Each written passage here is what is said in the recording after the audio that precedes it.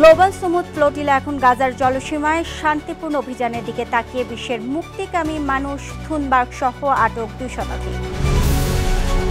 গাজায় আরও 73 জন নিহত। জাতিগত নিধনে ইসরায়েলকে রসদ জুগিয়েছে ইংল্যান্ড। আগস্ট মাসে 1,10,000 বুলেট সরবরাহ।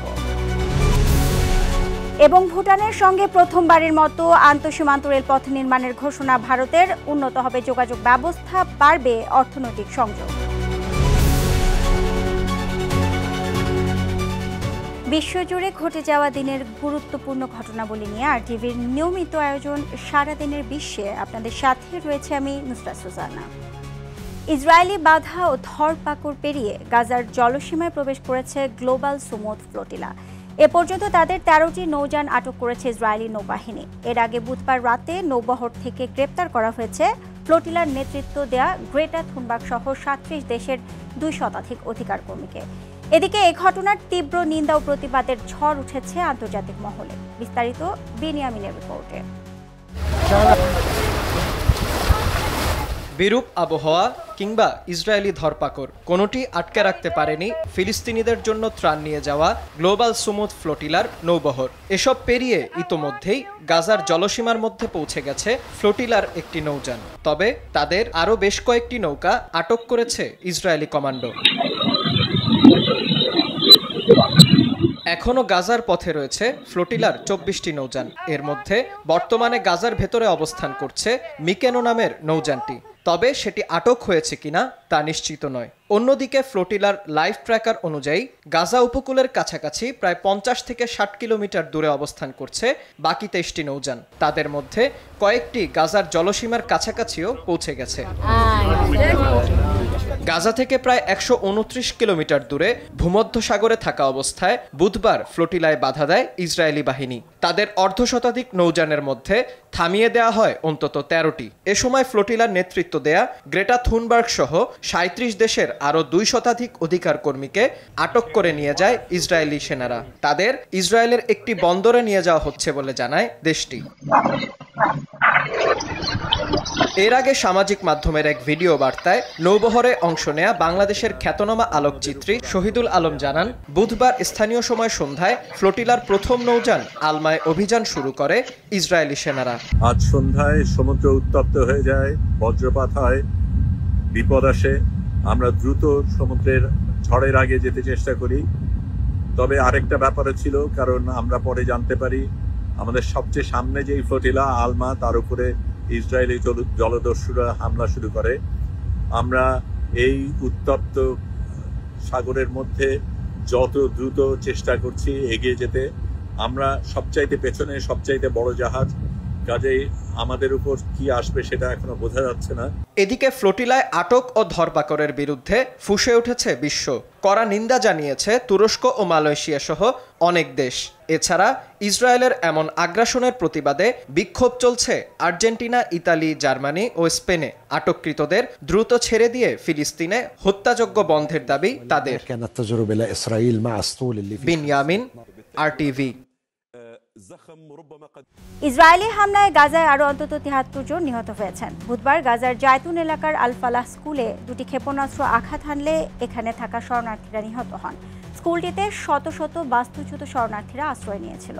হামলার পরপরই ফিলিস্তিনি সিভিল ডিফেন্স কর্মীরা ঘটনাস্থলে ছুটে যান। কিন্তু উদ্ধার কাজ শুরু করার সঙ্গে সঙ্গেই আরেকটি হামলায় তারাও গুরুতর আহত হন। সর্বশেষ নিহত 73 জনের মধ্যে 47 জনই গাজা সিটিতে প্রাণ হারিয়েছেন বলে জানিয়েছে আল জাজিরা। এদিকে হামাস যুক্তরাষ্ট্র প্রস্তাবিত যুদ্ধবিরতি মেনে নেবে কিনা তা এখনো নিশ্চিত নয়। ফিলিস্তিনের অবরুদ্ধ গাজায় জাতিগত নিধনে ইসরায়েলকে রসদ জুগিয়েছে ইংল্যান্ড। গাজায় ইসরায়েলি সামরিক বাহিনীর চলমান জাতিগত নিধন অভিযানের মধ্যে গেল আগস্ট মাসে যুক্তরাজ্য থেকে ইসরায়েলে মোট 1,10,000 বুলেট সরবরাহ করা হয়েছে। চ্যানেল 4-এর একটি নতুন তদন্ত প্রতিবেদনের সূত্রে এ খবর দিয়েছে তুরস্কের বিখ্যাত সংবাদ সংস্থা আনাদোলু। আগস্টের ওই চালানে অন্যান্য যন্ত্রাংশের সাথে ট্যাঙ্কের যন্ত্রাংশ, শটগান বা রাইফেলের যন্ত্রাংশও ছিল বলে প্রতিবেদনে উল্লেখ করা হয়। আরও জানাচ্ছেন বিনিয়ামিন। জাতিসংঘ সহ পশ্চিমা বিশ্বের অনেক দেশই ফিলিস্তিনের অবরুদ্ধ গাজায় ইসরায়েলি হামলার নিন্দা অব্যাহত রেখেছেন, কিন্তু থেমে নেই দখলবাজ ইসরায়েলের হামলা। গেল অগাস্টেও যুক্তরাজ্য সরকার ইসরায়েলকে বিভিন্ন চালানের মাধ্যমে যুদ্ধ সরঞ্জাম সরবরাহ করেছে বলে প্রতিবেদন প্রকাশ করেছে চ্যানেল 4। এ চালানের মূল্য প্রায় 20,000 পাউন্ড বা প্রায় $27,000। এই অগাস্টে যুক্তরাজ্য থেকে ইসরায়েলে মোট চালানের পরিমাণ ছিল 1,50,000 পাউন্ডের বেশি, যা মাসিক হিসেবে 2022 সালের জানুয়ারির পর থেকে দ্বিতীয় সর্বোচ্চ। প্রতিবেদনটির তথ্য অনুসারে একটি চালানের মাধ্যমে পাওয়া পণ্যগুলোকে ইসরায়েলের কাস্টমস কোড বুকে বুলেট হিসেবে তালিকাভুক্ত করা হয়েছিল।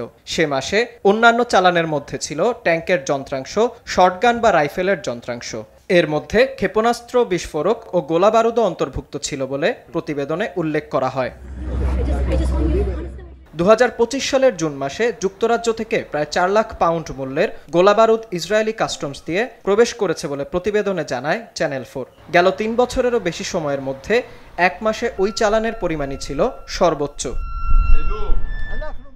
যদিও যুক্তরাজ্য সরকার 2024 সালের সেপ্টেম্বরে ঘোষণা দিয়েছিলেন তারা ইসরায়েলের অস্ত্র রপ্তানির 29টি লাইসেন্স স্থগিত করেছে, তবে যুক্তরাজ্যে এখনও প্রায় 350টি লাইসেন্স সক্রিয় রয়েছে, যার মধ্যে 160টিরও বেশি সামরিক লাইসেন্স হিসেবে তালিকাভুক্ত।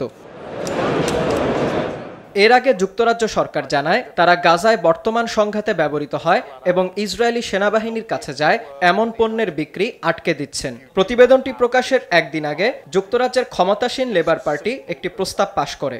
ওই প্রস্তাবে বলা হয় জাতিসংঘ সিদ্ধান্ত দিয়েছে যে গাজায় জাতিগত নিধন চালাচ্ছে ইসরায়েল,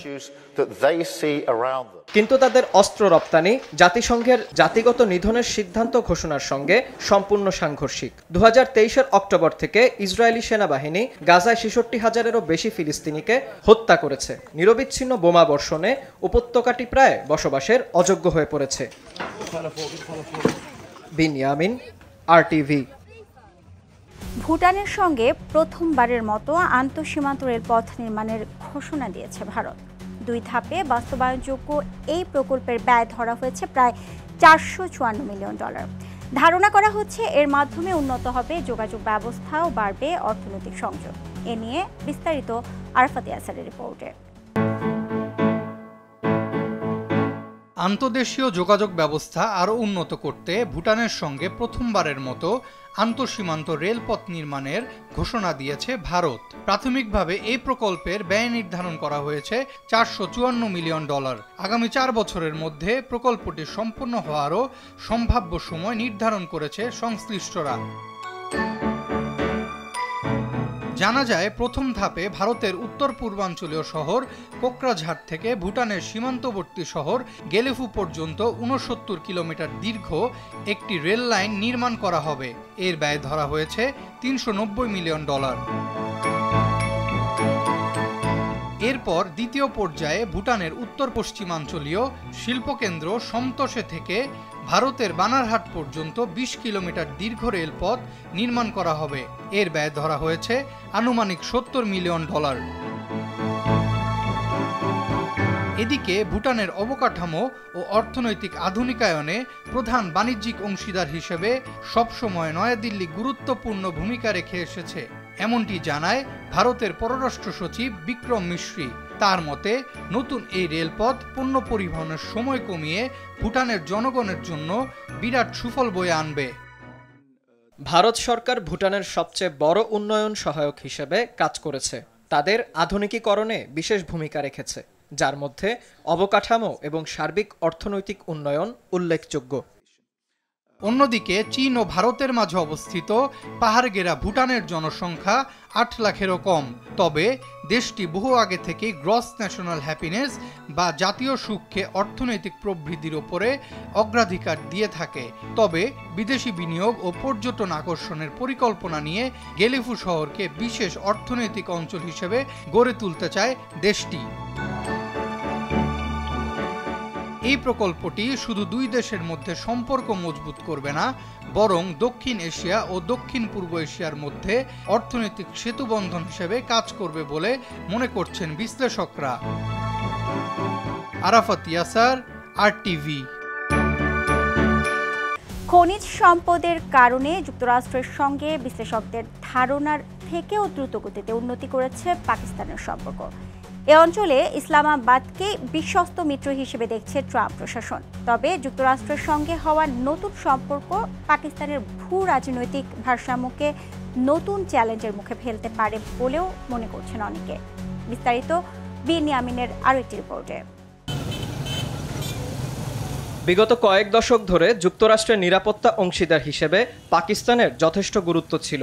তবে সময়ের সঙ্গে সঙ্গে সেই সম্পর্ক ক্ষয় হতে থাকে। বিশেষ করে ইসলামাবাদের দ্বিমুখী আচরণের অভিযোগ তোলে ট্রাম্প সহ যুক্তরাষ্ট্রের বিভিন্ন মহল। তারা বিশ্বাসযোগ্য নয় বলেও মন্তব্য করেন অনেক রাজনীতিবিদ। বিশেষ করে 9/11-এর ঘটনার পর ওসামা বিন লাদেনের সন্ধান মেলে পাকিস্তানের অ্যাবোটাবাদে। এ ঘটনার পর যুক্তরাষ্ট্রের সন্দেহ ও অবিশ্বাস আরও গভীর হয়।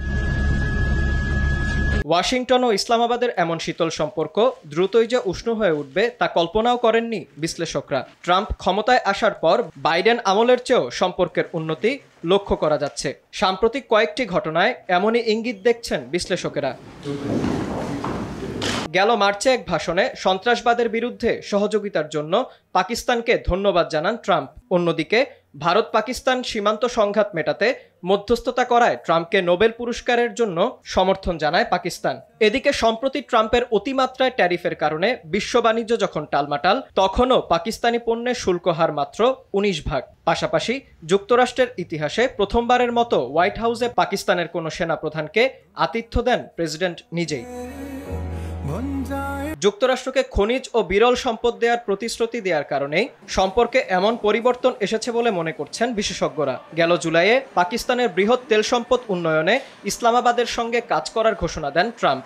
পরে এ নিয়ে পাকিস্তান সেনাবাহিনী পরিচালিত ফ্রন্টিয়ার ওয়ার্কস অর্গানাইজেশন ও যুক্তরাষ্ট্রের প্রতিষ্ঠান ইউনাইটেড স্টেটস স্ট্র্যাটেজিক মেটালসের মধ্যে চুক্তিও হয়। এদিকে শেহবাজ শরীফ দপ্তরের মতে চুক্তির ফলে অবিলম্বে পাওয়া যায় এমন খনিজ সম্পদ যুক্তরাষ্ট্রে রপ্তানি করবে পাকিস্তান, যেমন অ্যান্টিমনি, তামা, সোনা, টাংস্টেন ও বিরল খনিজ। এছাড়া এরই মধ্যে এক মার্কিন কোম্পানি পাকিস্তানের খনিজ খাতে $50 কোটি বিনিয়োগ করেছে। পাকিস্তানের সঙ্গে যুক্তরাষ্ট্রের সম্পর্ক উন্নয়নের আরও একটি কারণ হতে পারে ভারতের সঙ্গে সাম্প্রতিক টানাপোড়েন। রাশিয়া ইউক্রেন যুদ্ধের কারণে রাশিয়ার ওপর একদিকে যখন পশ্চিমা দেশগুলোর নিষেধাজ্ঞা চরমে, অপরদিকে রাশিয়ার তেলের বাজারের বড় ক্রেতা দিল্লি। আবার দক্ষিণ এশিয়ায় চীন ও ভারতকে চাপে রাখতে ইসলামাবাদকে বিশ্বস্ত মিত্র মনে করছে ওয়াশিংটন। তবে যুক্তরাষ্ট্রের সঙ্গে হওয়া এই চুক্তি পাকিস্তানের ভূ রাজনৈতিক ভারসাম্যের সক্ষমতাকে নতুন চ্যালেঞ্জের মুখে ফেলতে পারে। কারণ পাকিস্তান এরই মধ্যে চীনের সঙ্গে অর্থনৈতিক ও সামরিক সম্পর্ক গভীর করছে। এছাড়া USSM এর খনি অনুসন্ধান ও খনন কাজের সক্ষমতা নিয়েও প্রশ্ন তোলেন অনেকে। বিনিয়ামিন, RTV। ইতিহাসে প্রথমবারের মতো বিশ্বের একমাত্র ব্যক্তি হিসেবে $500 বিলিয়ন বেশি সম্পদের মালিক হয়েছেন টেসলার প্রধান নির্বাহী কর্মকর্তা ইলন মাস্ক। বৃহস্পতিবার এক প্রতিবেদনে এই তথ্য জানিয়েছে ব্রিটিশ সংবাদ মাধ্যম BBC। বৈদ্যুতিক গাড়ি নির্মাতা এ প্রতিষ্ঠান এবং তার অন্যান্য ব্যবসার শেয়ারের দাম বাড়ায় এই মাইলফলক স্পর্শ করতে সক্ষম হয়েছেন তিনি। বুধবার দুপুরের পর মাস্কের সম্পদের পরিমাণ $500.1 বিলিয়ন পৌঁছেছিল। তবে দিন শেষে শেয়ারের দাম কমে $499 বিলিয়ন সামান্য উপরে নেমে আসে। ফোর্বসের সূচক অনুযায়ী বিশ্বের দ্বিতীয় শীর্ষ ধনী হলেন ওরাকল প্রতিষ্ঠাতা ল্যারি এলিসন। তার সম্পদের পরিমাণ প্রায় $350.7 বিলিয়ন। ইথিওপিয়ায় চার্চ ভেঙে পড়ে অন্তত 36 জন নিহত হয়েছেন। বুধবার সকালে দেশটির রাজধানী আদিস আবাবা থেকে 70 কিলোমিটার দূরে আমহারা অঞ্চলের আরেকটি শহরে এ দুর্ঘটনা ঘটে। মেনজার সেনকোরা আরেকটি মারিয়াম গির্জায় বার্ষিক ভার্জিন মেরি উৎসব উপলক্ষে তীর্থযাত্রীদের একটি দল সেখানে গিয়েছিল। এমন অবস্থায় কাঠামোটি ধসে পড়ে। এখনও ধ্বংসস্তূপের নিচে আটকে আছে অনেকে। স্থানীয় প্রশাসন বলছে দুর্ঘটনায় আহতের সংখ্যা 200 ছাড়াতে পারে। গুরুতর আহত কয়েকজনকে রাজধানীর একটি হাসপাতালে নিয়ে যাওয়া হয়। আফ্রিকার দ্বিতীয় জনবহুল দেশ ইথিওপিয়াতে দুর্বল অবকাঠামোর কারণে এর আগেও এমন দুর্ঘটনা ঘটেছে। আর এরই সাথে শেষ করছি সারাদিনের বিশ্ব। আর টিভির সাথে সংযুক্ত থাকুন, মতামত জানান আর টিভির সামাজিক যোগাযোগ মাধ্যমগুলোতে। সবাইকে ধন্যবাদ।